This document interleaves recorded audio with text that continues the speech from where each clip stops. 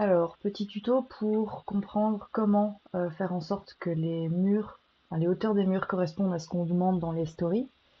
Donc, dans la story, moi ce que j'ai demandé c'est, donc le rez-de-chaussée c'est niveau 0, et ensuite on a la hauteur du mur, c'est censé arriver à 279. Donc, on va en faire CTRL R pour ouvrir le Resource Manager.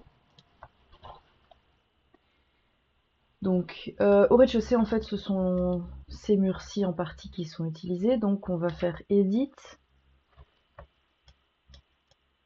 Dans Edit, donc, on va dans les options d'insertion. Donc, là, c'est parce que j'ai déjà modifié. Donc, en fait, ce qu'on va faire, c'est mettre dans Mur. Donc, en fait, le mur dans les stories, je vais vous montrer juste après, en fait, il est niveau 0 à chaque fois pour chaque étage. Donc par rapport à la hauteur du niveau, la base des murs, c'est le niveau 0.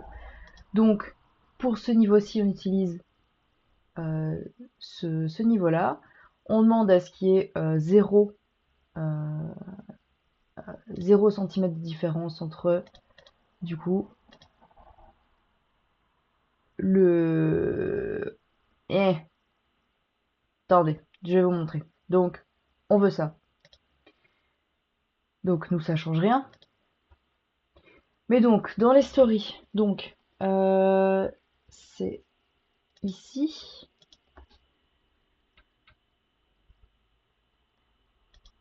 Voilà, ce sera beaucoup plus facile. Donc ça, c'est le mur qu'on vient de modifier. Donc, ce que je disais, c'est que... ah bah en fait, ici, ça s'est modifié aussi. Donc, le mur, en fait, on demande à ce qu'il soit niveau 0 par rapport à ce qu'on demande ici. Donc, pour le deuxième, on demande 272. Et donc, le mur est de nouveau, en fait, niveau 0 par rapport au 279. Donc, en faisant ça, on fait la base du mur. Ensuite, on a aussi demandé à ce que le haut du mur s'arrête à la base du mur de l'étage supérieur, en fait, simplement. Donc, on vient créer une continuité logique entre les différents murs. Et donc, en fait, ça vient reprendre les hauteurs qu'on a insérées ici. Donc, on a inséré comme ça. Donc là, si je change, en fait, mon mur va changer automatiquement. Donc là, par exemple, si je change et que je mets, allez, imaginons 320, hop, on modifie. Donc là, je demande à bouger uniquement ce niveau-ci. Donc ça va monter en fait. Vous allez voir, hop. Et voilà, en fait là mes murs ont augmenté et tout a suivi. Et en fait ça évite de devoir tout déplacer systématiquement. Là tout est automatique. Donc en fait on voit là le mur et j'avais déjà tout pré-réglé en fait. Donc voilà. Pour les... Je vais quand même le remettre. Pour les étages, c'est exactement la même chose en fait. Donc ici, je vais remettre, c'était 279 si je ne m'abuse. Hop là. Donc je remodifie, je fais exactement le même. Voilà. Ok. Donc je l'ai remis. Donc là, en fait, on voit, tout a suivi, tout est exactement de la même manière, sauf que, bah voilà, les hauteurs sont différentes. Donc pour les, les slabs, je sais plus en... Les planchers, en fait. Pour les planchers, c'est exactement la même chose. Donc, ce qu'on fait, c'est CTRL R. On va pas dans Wall Styles, mais bien dans Slab Styles. Donc moi pour le premier étage, entre le premier et le, enfin entre le rez-de-chaussée et le premier, c'est celle-ci. Mais bon, après ça dépend ce que vous avez choisi. Donc ce que j'ai fait, c'est que je prends en compte ici. Donc là en fait on peut venir changer si on prend le dessus ou le dessous du composant. Moi je prends le dessus de l'entièreté de ma dalle en fait, parce que c'est ça qui me sert de référence. C'est ça que je vais venir gérer. Et donc, le haut de ma dalle, en fait, je décide qu'il arrive à la hauteur de mon mur, donc le niveau 0 de l'étage dans lequel je m'implante. Donc,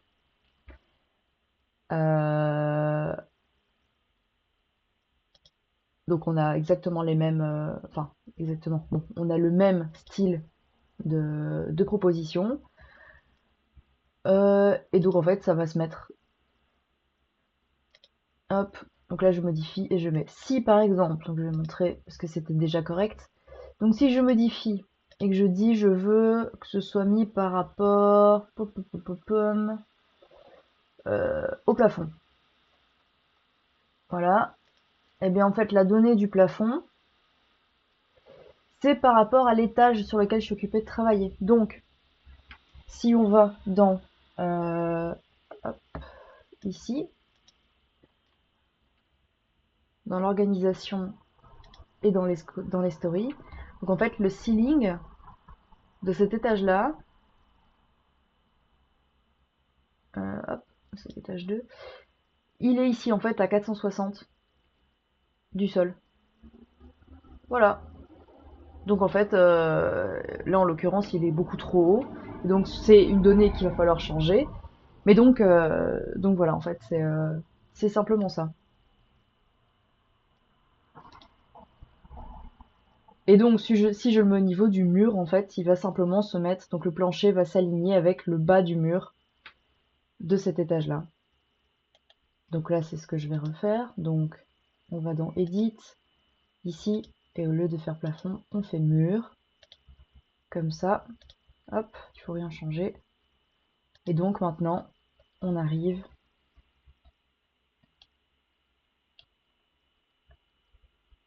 ici en fait. Et donc, le bas du mur est aligné avec le haut du plancher. Maintenant, en fait, on peut venir décider. Donc, si c'est pas ça qu'on veut, on veut par exemple que, voilà, donc ici il y a, bon, j'ai pas regardé les composants du plancher, mais on veut que ce soit ce composant-ci qui soit la base de données qui soit alignée avec la base du mur ici.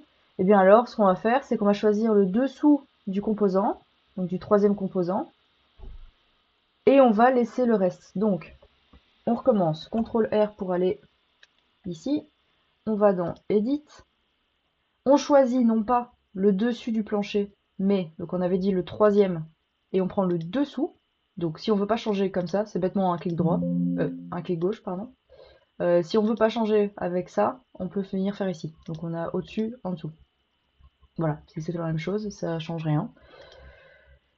Et ici en fait on laisse avec le mur, hop, on garde ça. Et donc on dit que notre base de données n'est plus au-dessus, mais ici. Ok. Et donc ce que ça va faire, c'est que voilà, la base du mur est ici, et ça s'est aligné avec le troisième composant. C'est aussi simple que ça. Voilà. Donc en fonction de ce qu'on a besoin comme détail technique, en fait, on peut venir déplacer. Et après, si on augmente ou qu'on baisse les niveaux, les planchers vont suivre et donc on n'a plus besoin de s'embêter avec ça. Voilà.